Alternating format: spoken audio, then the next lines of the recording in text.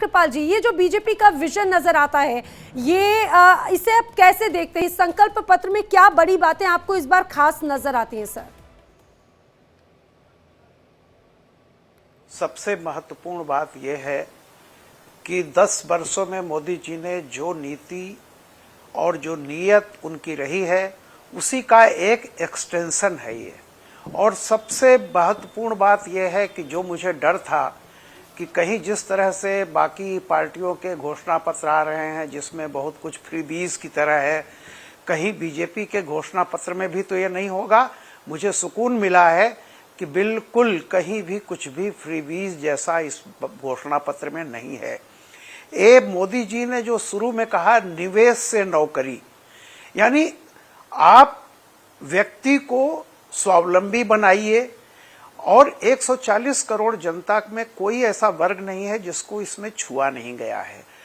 तो 2010 तक जो चीजें लागू की गई हैं वो एक तरह से उसको दोहराया गया, ये बताया गया कि हमने जो वादा अब तक किया था उसको पूरा किया है, और जो योजनाएं आगे चल रही हैं उनको रोका नहीं जाएगा, उनको और बढ़ावा दिया जाएगा, चाहे वो महिला हो, युवा हो, वृद्ध हो, सबके लिए कुछ न कुछ वो एक रूपरेखा रखी गई है।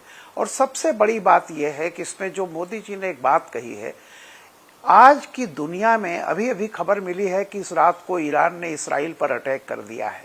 मोदी जी ने जो कहा है कि जिस तरह की दुनिया, युद्धोन्मादी दुनिया में आज हम जी रहे हैं, वहां पर भारत को इस इलेक्शन में एक मजबूत सरकार, पूर्ण बहुमत वाली सरकार की बहुत जरूरत है, जो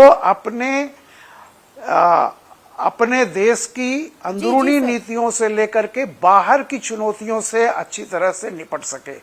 तो मैं एक लाइन में अगर कहूं जी जी जी जी सर, बात पूरी कर लीजिए आप।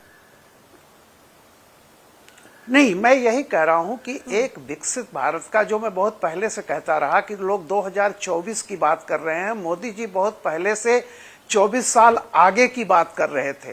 वो 2047 तक एक विकसित भारत की बात कर रहे थे। आज का ये जो घोषणा पत्र है, संकल्प पत्र है, वो उसका एक तरह से मैनिफेस्टेशन है कि क्या कैसे होगा। और जो मोदी ने कहा है यही समय है, सही समय है। ये पूरा एक सार है 2019 और 2014 की जो हमने संकल्प पत्र देखा, 2024 के चुनाव में भी एक बड़ा और तमाम बड़ी बड़ी बातें, बड़े बड़े वादे जरूर इसमें नजर आते हैं, लेकिन मूलभूत जो बातें हैं उनको जरूर ध्यान में रखा गया है।